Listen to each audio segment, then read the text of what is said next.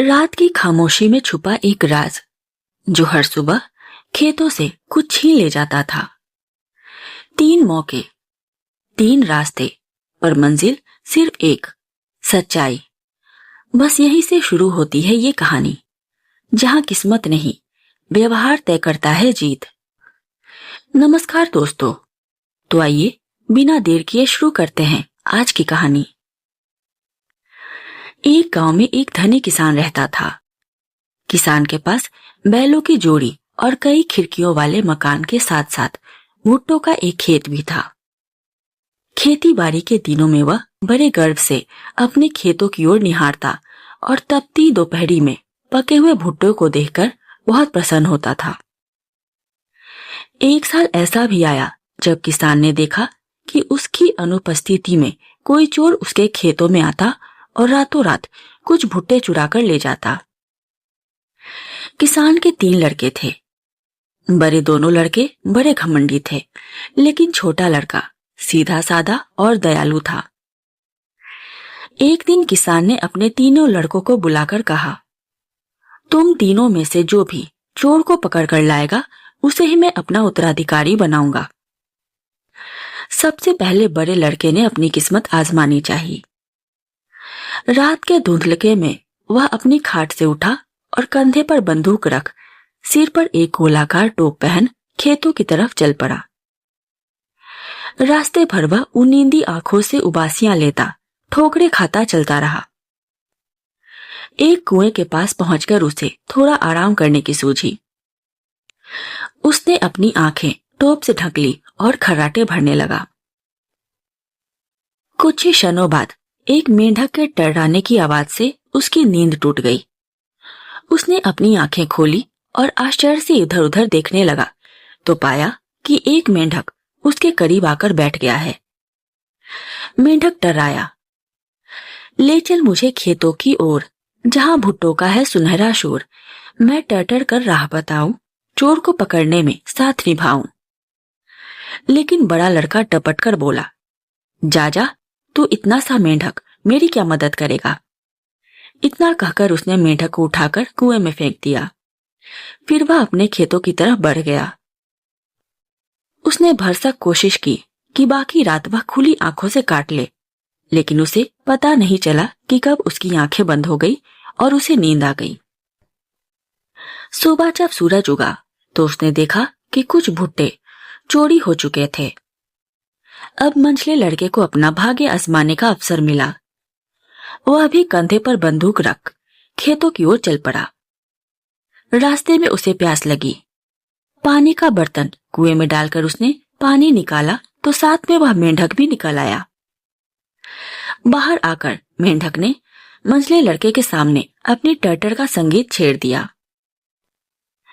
ले चल मुझे खेतों की ओर, जहां भुट्टो का है सुनहरा शोर। मैं टर्टर का राह बताऊं, चोर को पकड़ने में साथ निभाऊं। मंझला लड़का इस आवाज से बड़ा परेशान हो गया। वह मेंढक को डांटते हुए बोला, अपनी यह कर्कश आवाज बंद करो। मेंढक टरटराता रहा। मंझला लड़का पानी पीकर आगे बढ़ गया। वह भी खेत के एक कोने में बैठकर चोर की प्रतीक्षा करने लगा, पर उसे भी निराशा ही हाथ लगी। मंझला लड़का भी असफल रहा तो सबसे छोटे लड़के ने कहा, अब भाग्य आजमाने का अवसर मुझे मिलना चाहिए। उसके दोनों बड़े भाई इस बात पर खूब हंसे और गर्व से कहा, तुम अपने जाने की बात कहने का साहस कैसे कर सके, जबकि हम दोनों ही वहां असफल हुए हैं। लेकिन छोटे लड़के ने उनकी बात नहीं सुनी और तीसरी रात चल पड़ा। उसने भी अपने भाइयों की तरह बंदूक कंधे पर लटकाई, कुछ खाने पीने को साथ लिया और खेतों की ओर चल पड़ा। कुएं के पास आकर उसने अपने झोले में से निकालकर कुछ खाया। उसे भी अपने पांवों के पास वही मेंढक टर्राता हुआ मिला। उसने बड़े गौर से मेंढक की तरफ देखा। कहो दोस्त, कैसे हो? इतना कहकर उसने मेंढक को अपनी हथेली पर उठा लिया और पूछा, कुछ खाओगे? मेरे पास स्वादिष्ट चीजें हैं। मेंढक ने उसकी दी हुई कुछ चीजें खाईं और जब वह खाकर उठा तो मेंढक बोला, ले चल मुझे खेतों की ओर, जहां भुट्टो का है सुनहरा शोर। मैं टर्टर का राह बताऊं, चोर को पकड़ने में साथ निभाऊं। हाँ हाँ, क्यों नहीं, बड़ी खुशी से तुम मेरे साथ चल सकते हो। उसके बाद मेंढक ने लड़के से कहा, तुम कुएं की तरफ थोड़ा झुककर किसी भी चीज की कामना करो। कुएं में जादू का एक पत्थर है जिसके प्रभाव से तुम्हारी मनोकामना पूरी हो जाएगी। लड़के ने कुएं की तरफ झुककर कहा, मेरी चाहत बस इतनी सी हो, चोर का सच सामने आए, जो रोज चुराए भुट्टो को वह मेरे हाथों पकड़ा जाए। साथ मिले एक सुंदर साथी जिसमें स्नेह की छाया हो, और एक घर खिड़कियों वाला जहां हर ओर उजियारा हो। इसके बाद वे दोनों साथ साथ खेत की तरफ चल पड़े। अभी कुछ ही देर हुए थे कि छोटे भाई को अचानक किसी चिड़िया के फड़फड़ाने की आवाज सुनाई पड़ी।